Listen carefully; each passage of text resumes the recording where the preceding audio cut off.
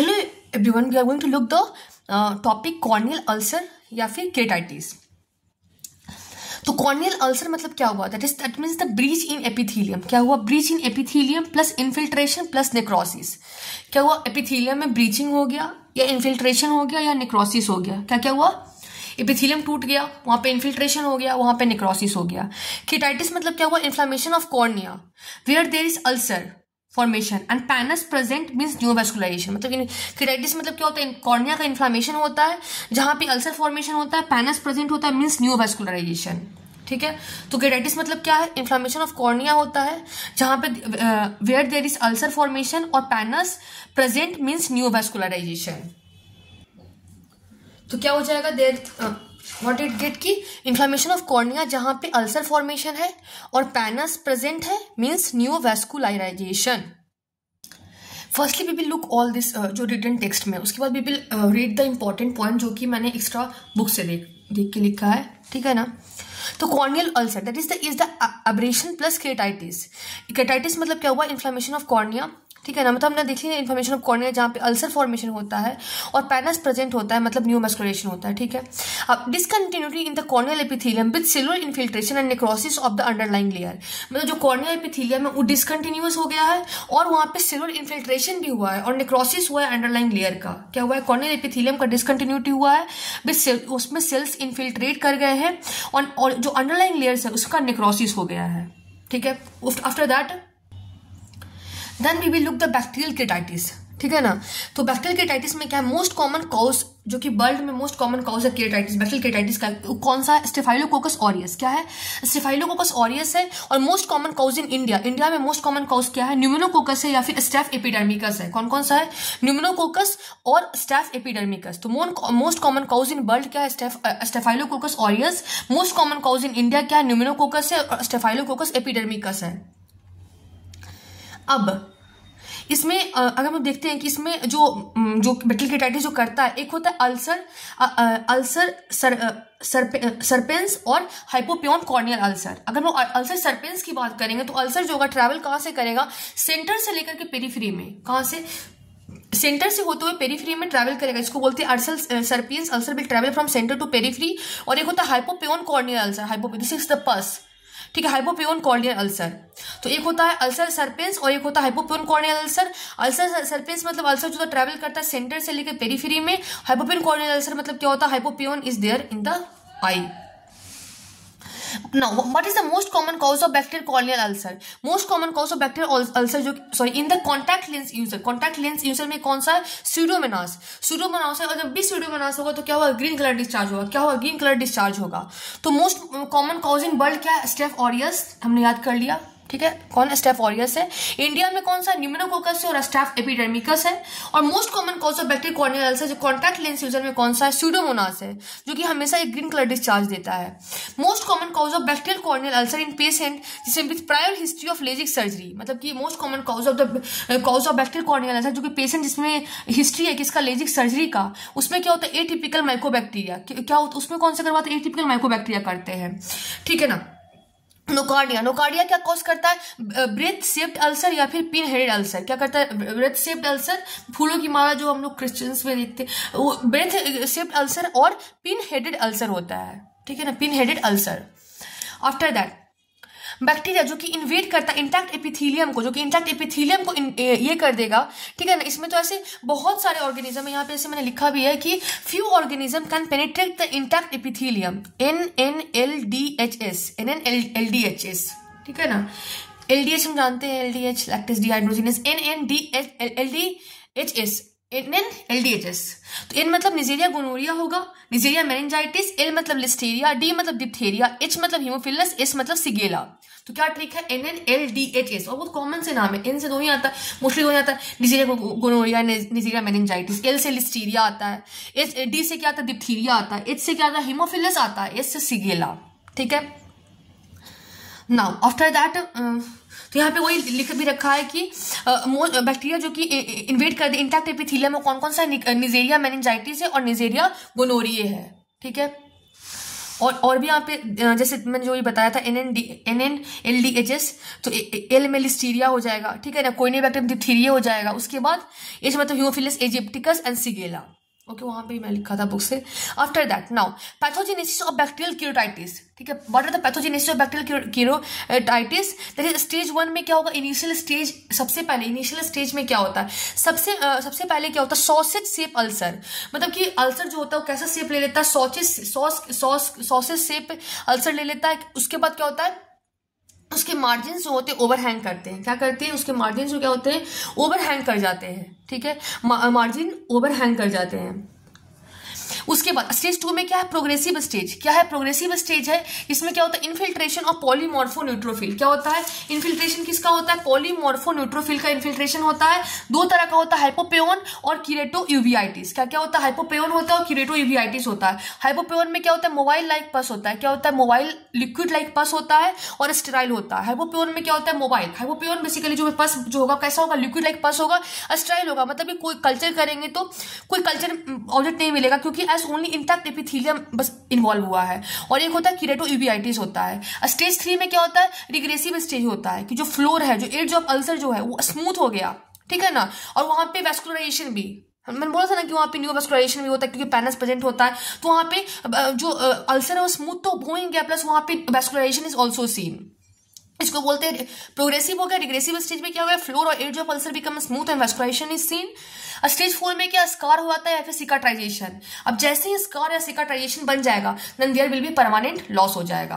तो स्टेज 1 में क्या है, इनिशियल स्टेज में क्या होता है हमारा, सबसे पहले सॉसेज शेप अल्सर बनता है जिसमें कि मार्जिन इसके ओवरहैंग करते हैं। स्टेज 2 में क्या है, प्रोलिफरेटिव स्टेज है जिसमें क्या होता है, इन्फिल्ट्रेशन किसका होता है, पॉलीमॉर्फो न्यूट्रोफिल का होता है। इसमें एक हाइपोपेयन होता है, कीरेटो यूवियाइटिस होता है। हाइपोपेयन मतलब कि मोबाइल पस लाइक होता है, स्टेराइल होता है, ठीक है ना।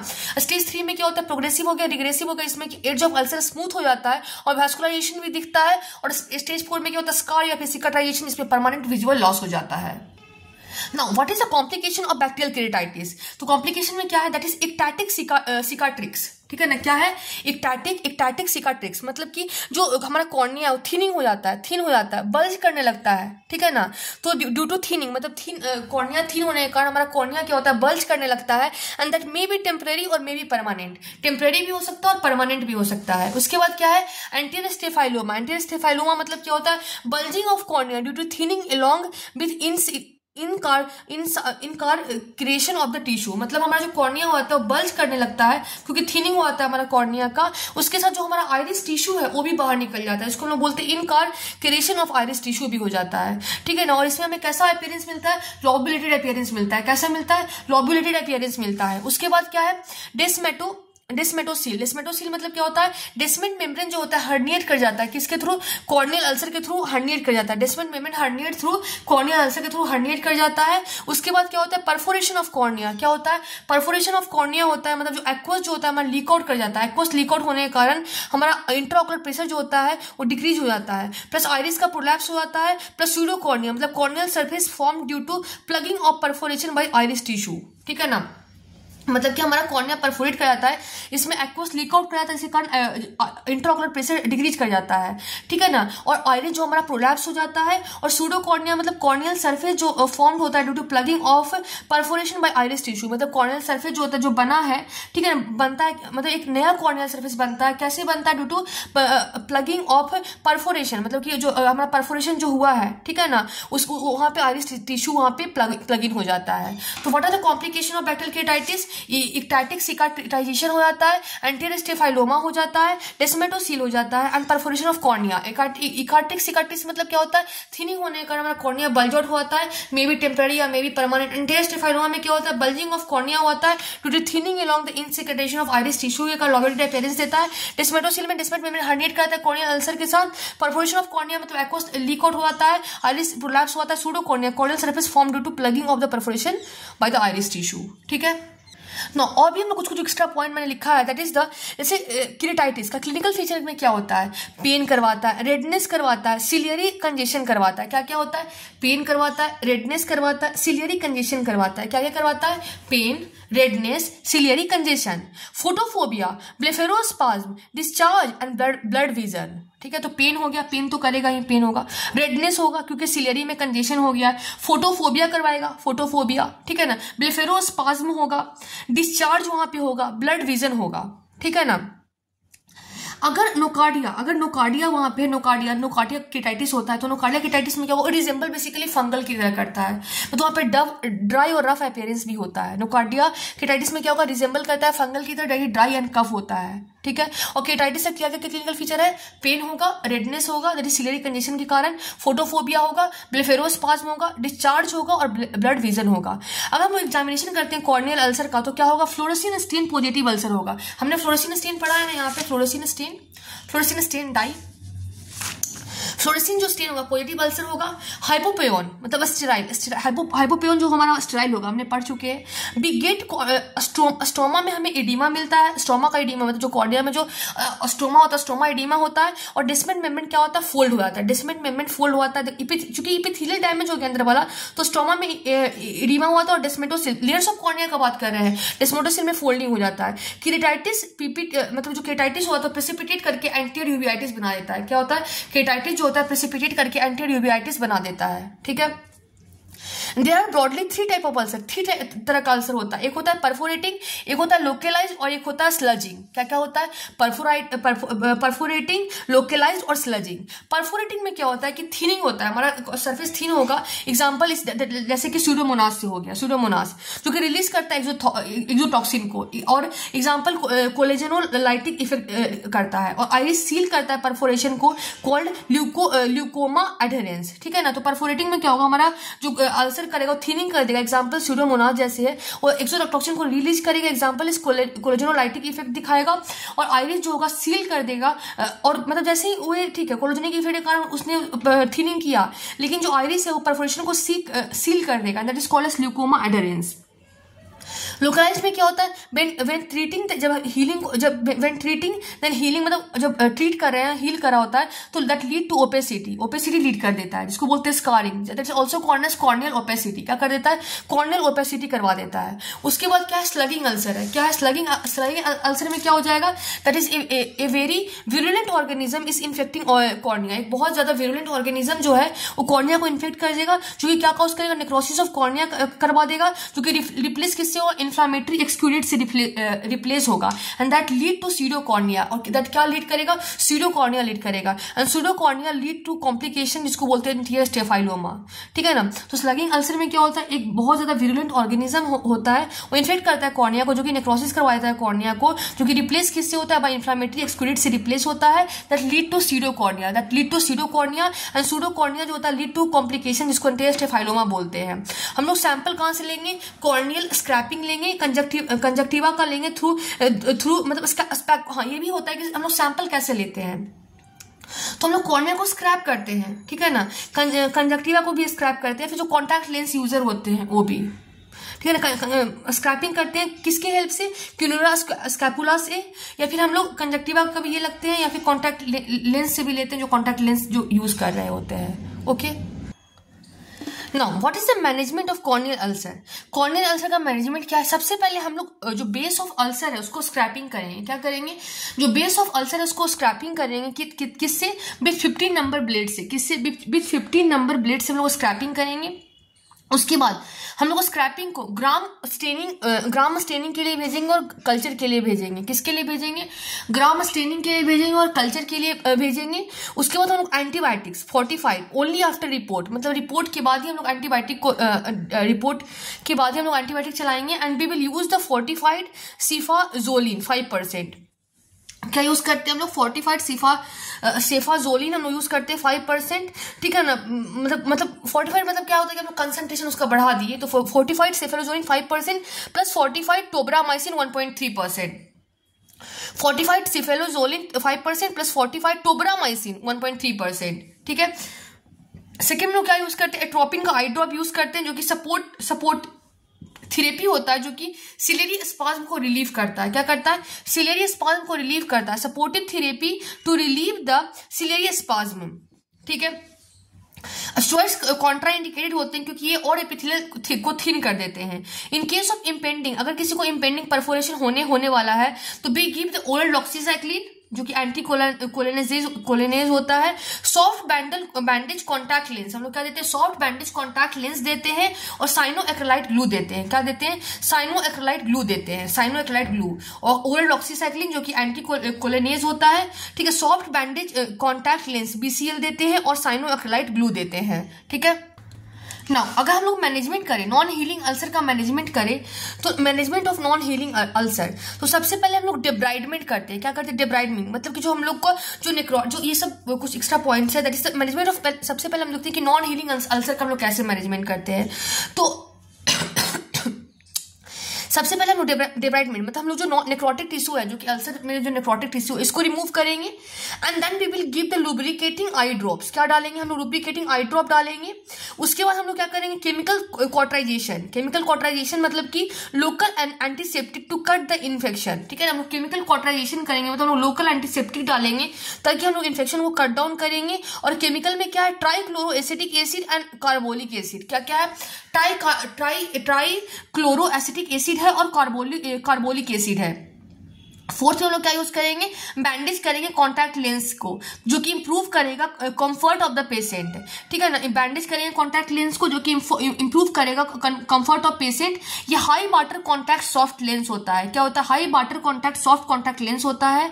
सर्जरी में क्या होगा, हम लोग एमनियोटिक मेम्ब्रेन का एमनियोटिक मेम्ब्रेन से ग्राफ्टिंग करेंगे, बक्कल म्यूकोसा मेम्ब्रेन से ग्राफ्टिंग करेंगे। अगर विजुअल प्रोग्नोसिस पुअर है, then we will give the यूनिडेसेंस कंजक्टिवल ट्रैपिंग, मतलब conjunctiva flap over the cornea. तो मतलब फिर से रिवाइज कर लेते हैं कि what are the management of non healing ulcer. तो नॉन हीलिंग अल्सर में सबसे पहले जो हमारा अल्सर है, जो हम वहाँ पे नेक्रोटिक टिश्यू है, उसको हम लोग पहले रिमूव करेंगे, डिब्राइड करेंगे। अब हमने अल्सर को जब रिमूव किया तो वहाँ पे कुछ तो कुछ देना होगा ना हमें, तो we will remember like that कि हम लोग we will put the eye drop, हम लोग आई ड्रॉप डालेंगे, ठीक है। उसके बाद हम लोग वहाँ पे क्या करेंगे, आई ड्रॉप डाल दिए। फिर अगल बगल में इन्फेक्शन भी तो हो सकते हैं, तो उसके लिए हम लोग एंटीसेप्टिक देंगे, लोकल एंटीसेप्टिक देंगे ताकि हम लोग का इन्फेक्शन वहां से कट डाउन हो जाए। इसको लोग क्या बोलते हैं, केमिकल कॉटराइजेशन बोलते हैं। क्या बोलते हैं, केमिकल कॉटराइजेशन बोलते हैं, जो कि हम लोग लोकल एंटीसेप्टिक डालते हैं ताकि इन्फेक्शन कट डाउन हो जाए। केमिकल में क्या है, ट्राइक्लोरो एसिटिक एसिड है। क्या क्या है, ट्राइक्लोरो एसिटिक एसिड है और कार्बोलिक एसिड है। क्या है, ट्राइक्लोरो एसिटिक एसिड है और कार्बोलिक एसिड है। उसके बाद हम लोग बैंडेज करते हैं कॉन्टैक्ट लेंस को, मतलब कि हम लोग बैंडेज करते हैं कॉन्टैक्ट लेंस से, मतलब कि ये इंप्रूव करता है। क्या इंप्रूव करता है, that improve the comfort of patient. क्या इंप्रूव करता है, कंफर्ट ऑफ पेशेंट को इंप्रूव करता है। और किस तरह का हम लोग बैंडेज कॉन्टैक्ट लेंस यूज करते हैं, high water contact soft contact lens, high water contact soft contact lens, high water content जिसमें हो, सॉफ्ट कॉन्टैक्ट लेंस हो। सर्जरी भी हम लोग करते हैं, उसके बाद इसमें एमनियोटिक मेम्ब्रेन का ग्राफ्टिंग करते हैं, या तो हम लोग बक्कल म्यूकस मेम्ब्रेन से हम लोग ग्राफ्टिंग उठाते हैं। अगर अभी भी विजुअल प्रोग्नोसिस पुअर है तो हम लोग क्या यूज करते हैं, यूनिडेसेंस। उसका मतलब क्या होता है, जो कंजक्टिवा है उसका फ्लैपिंग को उठाते हैं, कंजक्टिवा फ्लैप को हम लोग कॉर्निया के ऊपर हम लोग पुट डाउन कर देते हैं, ठीक है। This is the management of non healing ulcer. लेकिन अगर हम लोग मैनेजिंग करना है किसको, अगर इम्पेंडिंग परफोरेशन है, मतलब परफोरेशन होने ही वाला है, देन हम लोग क्या यूज करेंगे, फर्स्ट एंटी ग्लूकोमा। हम लोग आईओपी को कम करेंगे, हम लोग मतलब एंटी ग्लूकोमा ड्रग यूज करेंगे। एंड एरिया ऑफ थिनिंग, हम लोग एट एरिया जहां पे थिन हो रहा है हम लोग क्या यूज करेंगे, we will use the cyanoacrylate glue, ठीक है, जो कि स्टेराइल ग्लू होता है, जो कि लेस देन 2 mm के परफोरेशन को ट्रीट करने में हेल्प करता है, ठीक है ना। At the area of thinning के पास क्या करेंगे, we will use the cyanoacrylate glue use करेंगे, स्टेराइल ग्लू यूज करेंगे, जो कि परफोरेशन को ट्रीट करने में हेल्प करता है 2 mm के कम के परफोरेशन से। अगर परफोरेशन 2 mm से ज्यादा है तो we will use the therapeutic keratoplasty. क्या यूज करेंगे, थेरेपेटिक केरेटोप्लास्टी यूज करेंगे। एंड थर्ड में बैंडेज कॉन्टैक्ट लेंस, ओके। तो क्या क्या होगा, एंटी ग्लूकोमिक ड्रग होगा, जो कि आईओपी को कम करने के लिए यूज करेंगे, इंपेंडिंग परफोरेशन के लिए। जहां पे एरिया ऑफ थिनिंग है हम लोग साइनोएक्रिलाइट ग्लू यूज करेंगे, स्टेराइल ग्लू यूज करेंगे, ताकि हम लोग परफोरेशन को ट्रीट कर सके। That is less than 2 mm। अगर परफोरेशन ग्रेटर देन 2 mm है तो थेरेपेटिक केरेटोप्लास्टी करेंगे, जिसको बोलते हैं बैंडेज कॉन्टैक्ट लेंस, ठीक है। आफ्टर दैट अगर हम लोग ट्रीटमेंट की बात करेंगे, और ट्रीटमेंट में क्या होगा, सबसे पहले इम्पेरिकल मोनोथेरेपी होगा। क्या होगा, जैसे ये सब लोग पढ़ चुके हैं ना, लेकिन इसमें थोड़ा एक्स्ट्रा था कि इम्पेरिकल मोनोथेरेपी हम लोग पहले देते हैं, जैसे कि मॉक्सीफ्लोक्सासिन, बेटीफ्लोक्सासिन, ठीक है ना, बेसीफ्लोक्सासिन देते हैं। एंड उसके बाद मतलब अगर जैसे यहाँ पे तो लिखा था कि जब हम लोग टेस्ट करते हैं नंबर 5 ब्लेड से स्क्रैपिंग लेकर के, उसके बाद हम लोग एंटीबायोटिक केवल रिपोर्ट के अकॉर्डिंग ही हम लोग देते हैं, that is fortified cefalozolin plus fortified tobramycin. 45 cefalozolin कितना है 5% और टोब्रामाइसिन 1.3%। बट उसके पहले हम लोग इंपेरिकल मोनोथेरेपी देखते हैं मॉक्सीफ्लोक्सासिन से और बेस्टिफ्लोक्सासिन से अकॉर्डिंग टू कल्चर सेंसिटिविटी। अगर not responding to culture sensitivity then we go for duotherapy, that is the fortified antibiotic. हम लोग सिफेलोजोलिन देते हैं और टोब्रामाइसिन या फिर जेंटामाइसिन देते हैं। कैन गिव एंटीबायोटिक ऑइंटमेंट, हम लोग नाइट में एंटीबायोटिक ऑइंटमेंट भी दे सकते हैं। अगर कंप्लायंस पुअर है then we will give the sub conjunctival injection of the antibiotic, तो हम लोग कंजक्टिवा के नीचे सब कंजक्टिवल इंजेक्शन देते हैं एंटीबायोटिक का। एवरी केराटिटिस इज एसोसिएटेड विद यूवीआइटिस, हर एक केराटिटिस जो है वो किससे एसोसिएटेड है, यूवीआइटिस से एसोसिएटेड है। इसलिए जो यहाँ पे हमने बोला है ना कि हम लोग एट्रोपिन देते हैं, दैट इज टू ताकि हम लोग सिलेरियस स्पाज्म को रिलीव कर सके। साइक्लोप्लेजिक प्लस माइड्रेटिक देते हैं। We can also give oral anti inflammatory, हम लोग ड्रग भी दे सकते हैं, ओरल एंटी इन्फ्लामेटरी ड्रग भी देते हैं। इफ इन्फेक्टिव इपिथेलियम अल्सर हम लोग स्टेरॉइड नहीं देंगे, ना ही स्टेरॉइड देंगे, नो पैड नो बैंडेज, ठीक है ना। अगर इन्फेक्टिव एपिथेलियल अल्सर है, मतलब कोई इन्फेक्शन इन्फेक्ट कर दिया तो वो स्टेरॉइड नहीं देगा, नॉर्मली भी स्टेरॉइड नहीं देती है, और कोई भी no pad and no bandage हम लोग यूज नहीं करते हैं, ठीक है। After that oral vitamin C vitamin A देंगे क्योंकि हीलिंग पावर उसका स्ट्रॉन्ग करवाएगा। रिस्क ऑफ सिस्टमिक इन्वॉल्विंग, मतलब कि अगर नीचे से निजेरिया मेनिंजाइटिस है, निजेरिया गोनेरिया, एच इन्फ्लुएंजा है, तो इसमें सिस्टमिक इन्फेक्शन भी करवाने के चांसेस रहते हैं, इसलिए हम लोग उस पर ओरल एंटीबायोटिक्स भी स्टार्ट कर देंगे। Okay, this was all about the bacterial keratitis. Now we will look the fungal corneal ulcer. Now fungal corneal ulcer, fungal corneal ulcer में क्या है, कीरेटोमाइकोसिस। क्या है कि अब हम लोग फंगल अल्सर देख रहे हैं, दैट इज द कीरेटोमाइकोसिस, ठीक है ना। फंगस माइकोसिस की हेल्प से most common fungi is aspergillus, ठीक है ना। एस्परजिलस फ्यूमिगेटस से, that is the filamentous aspergillus fumigatus, जैसे filamentous fungi with septate hyphae, ठीक है ना। फिलामेंटम एंड ऑल्सो फ्यूसेरियम, ठीक है। एस्परजिलस फ्यूमिगेटस, ठीक है ना। और ये क्या होता है, फिलामेंटस फंजाई होता है, विद सेप्टेड हाइफे होता है, ठीक है। फिलामेंटस फंजाई में ऑल्सो फ्यूसेरियम दिया था, एस्परजिलस फ्यूमिगेटस, एस्परजिलस फ्यूसेरियम। ये फिलामेंटस फंजाई होता है, इसमें सेप्टेड हाइफे होता है। क्या होता है, सेप्टेड हाइफे होता है। एंड ईस्ट में क्या होगा, कैंडिडिया एल्बिकेंस, क्या होगा, कैंडिडिया एल्बिकेंस होगा।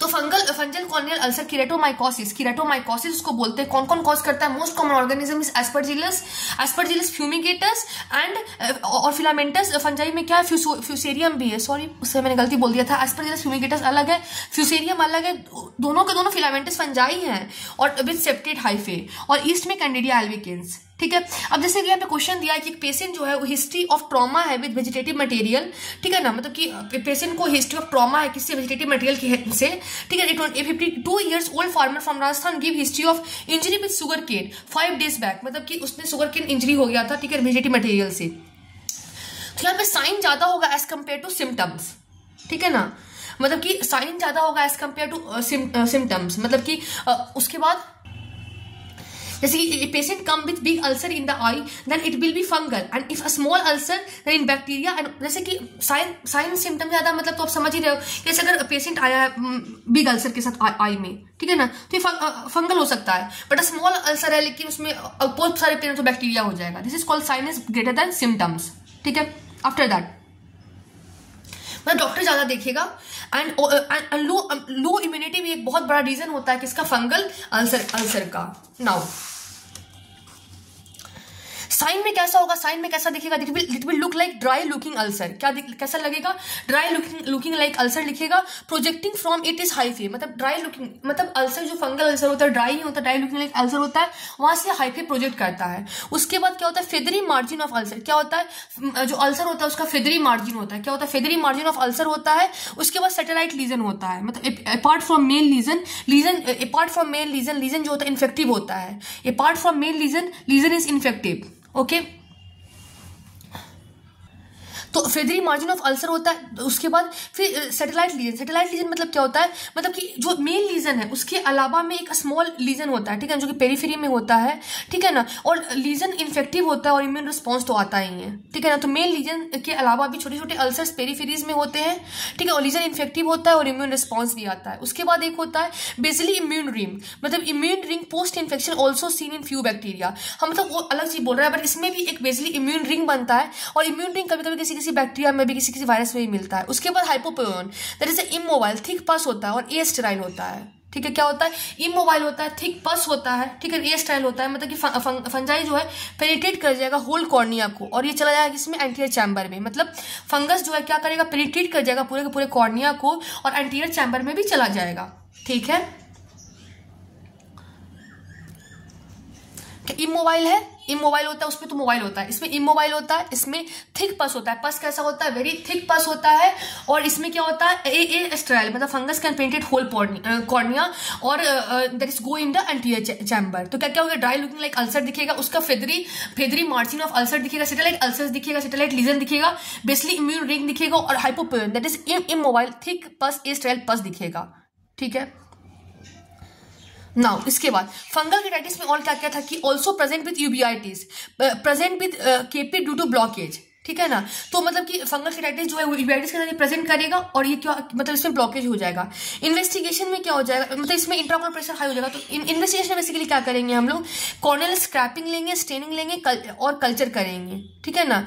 डायरेक्टली लुक एट हाइफी, हम लोग डायरेक्टली हाइफी को देखेंगे। ठीक है ना। थ्रू कॉनफोकल माइक्रोस्कोपी, किसकी हेल्प से? कॉनफोकल माइक्रोस्कोपी की हेल्प से हम लोग पीसीआर करेंगे, हम लोग कॉर्नियल बायोप्सी भी कर सकते हैं। ठीक है। अब स्टेनिंग कैसे करेंगे? स्टेनिंग और कल्चर। स्टेनिंग हम लोग किससे करेंगे? 10% क्यूओएच से करेंगे, गोरकोट गोमेरी मिथेनिन स्टेन से करेंगे, कैल्कोफावर व्हाइट से करेंगे, ग्राम या फिर जिम्सा स्टेनिंग से करेंगे। कल्चर किससे करेंगे? एसडीए सैबोयूराट डिक्सट्रोस अगार से करेंगे, पीडीए से भी करेंगे और हम लोग 7 डे के बाद रिपोर्ट करेंगे। तो स्टेनिंग किसके साथ करेंगे? 10% केओएच के साथ, ग्लूकोट गोमिन मिथेमिन स्टेन के साथ, उसके बाद कोल्कोफोर व्हाइट के साथ, ग्राम या फिर जिम्सा स्टेन के साथ। कल्चर किसके करेंगे? एसडीए सैबोयूराट डिक्सट्रोस अगार, पीडीए। और रिपोर्ट कब करेंगे? 7 डेज के बाद हम लोग रिपोर्ट करेंगे। ठीक है। ट्रीटमेंट में क्या होगा? ट्रीटमेंट अगर हम लोग देखते हैं तो ट्रीटमेंट में क्या होगा? सबसे पहले हम एंटी फंगल्स देंगे। क्या देंगे? Anti fungal. इसमें नाइटामाइसिन 5% देंगे, नाइटामाइसिन 5% एंड एम्फोटेरिसिन बी 0.15% ड्रॉप देंगे। तो नाइटामाइसिन क्या देंगे? 5% आई ड्रॉप देंगे, जो कि ड्रग ऑफ चॉइस किसके लिए होता है? एस्परजिलस के लिए होता है और फ्यूसेरियम के लिए होता है। नाइटामाइसिन कितना देंगे? 5% आई ड्रॉप के फॉर्म में। ठीक है ना।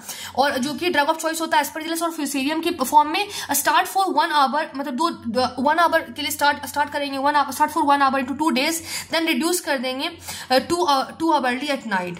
ठीक है। एम्फोटेरिसिन बी देंगे, 0.15% ड्रॉप्स देंगे। Atropine will be supportive therapy and steroids are contraindicated. Atropine क्या है? सपोर्टिव थेरेपी है और स्टेरॉइड क्या है? कॉन्ट्राइंडिकेटेड है। क्या एट्रोपिन क्या है? सपोर्टिव थेरेपी है और स्टेरॉइड क्या है? कॉन्ट्राइंडिकेटेड है। ट्रीटमेंट में क्या? If responding to treatment with natamycin, अगर नेटामाइसिन से ट्रीटमेंट रिस्पॉन्ड कर रहा है देन कंटिन्यू करेंगे हम लोग 4 to 7 डेज के लिए, उसके बाद टैपर करेंगे। अगर रिस्पॉन्ड नहीं कर रहा है तो 1% वोरिकाकोनाजोल और 0.15% एम्फोटेरिसिन बी दे देंगे। ठीक है ना। या फिर एम्फोटेरिसिन बी की जगह पे इकोनाजोल 1% भी दे सकते हैं। मतलब सॉरी, अगर ये सब कुछ नहीं दे रहे हैं तो हम लोग इकोनाजोल 1% दे सकते हैं। जैसे लोग मैंने बोला कि अगर ट्रीटमेंट नेटामाइसिन दे रहे हैं 4 to 7 डेज के बाद अगर टैपर करेंगे, ठीक है ना, 5% नेटामाइसिन क्या करेंगे? 4 to 7 डे के बाद टैपर करेंगे। अगर रिस्पॉन्ड नहीं कर रहा तो 1% वोरिकाकोनाजोल या 0.15% एम्फोटेरिसिन बी देंगे। अगर सब कुछ नहीं है तो इकोनाजोल 1%। अगर सीवियर केस है देन सिस्टेमिक ओरल फ्लूकोनाजोल। ठीक, अगर सीवियर केस है तो सिस्टेमिक हम लोग ड्रग देंगे, ओरल फ्लूकोनाजोल, ओरल वोरिकोनाजोल। ठीक है ना, जो कि मॉनिटर किसको करता है? एलएफटी को मॉनिटर करता है। और हम लोग क्या देंगे? सब कंजक्टिवल इंजेक्शन ऑफ फ्लूकोनाजोल देंगे और intracranial voriconazole and amphotericin B दे देंगे। तो अगर सीवियर केस है तो सिस्टेमिक में हम लोग क्या देंगे? ओरल फ्लूकोनाजोल देंगे, वोरिकोनाजोल देंगे जो कि मॉनिटर करेगा एलएफटी को, और हम लोग क्या देंगे? सब कंजक्टिवल इंजेक्शन ऑफ फ्लूकोनाजोल और इंट्राकॉर्नियल वोरिकोनाजोल और एम्फोटेरिसिन बी देंगे। ठीक है। आफ्टर दैट इसमें एट्रोपिन एक सपोर्टिव थेरेपी की तरह काम करता है और स्टेरॉइड और कॉन्ट्राइंडिकेटेड। ओके। नाउ एकेंथीमीवा केटाइटिस। ठीक है ना। एकेंथीमीवा क्या है? प्रेजेंट मतलब एक फ्री लिविंग अमीबा है। क्या एकेंथीमीवा? ऐसे फ्री लिविंग अमीबा जो कि प्रेजेंट एवरीवेयर होता है। ठीक है ना। ये फीड किस पे करता है? फंजाई पे फीड करता है और बैक्टीरिया पे फीड करता है। तो एकेंथीमीवा क्या है? एक फ्री लिविंग अमीबा है जो कि हर जगह प्रेजेंट होता है, जो कि फंजाई और बैक्टीरिया पे फीड करता है। तो याद रख सकते हैं कि अमीबा हम लोग बाद में पढ़ रहे हैं। A4 एकेंथीमीवा, A4 amoeba. ठीक है ना, हर जगह प्रेजेंट होगा। इसके पहले क्या क्या पढ़ चुके? फंजाई और बैक्टीरिया। तो फीड किस पे करेगा? फंजाई पे और बैक्टीरिया पे। और रेयर इन्फेक्शन होता है generally in soft lens user. ये रेयर इन्फेक्शन एकेंथीमीवा केटाइटिस का रेयर इन्फेक्शन होता है और जनरली किस में होता है? सॉफ्ट लेंस यूजर में होता है। किस में होता है? सॉफ्ट लेंस यूजर में होता है। रिस्क फैक्टर की बात करेंगे तो contact lens user with contaminated solution if contact lens is washed with tap water.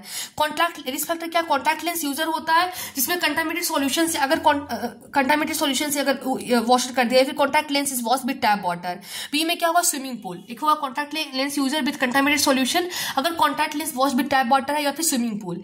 Symptom में क्या होगा, symptom will be very severe pain, बहुत ज्यादा दर्द होगा। क्योंकि एक टर्म आता है रेडियल पेरीप्यूराइटिस के कारण बहुत सीवियर पेन होगा।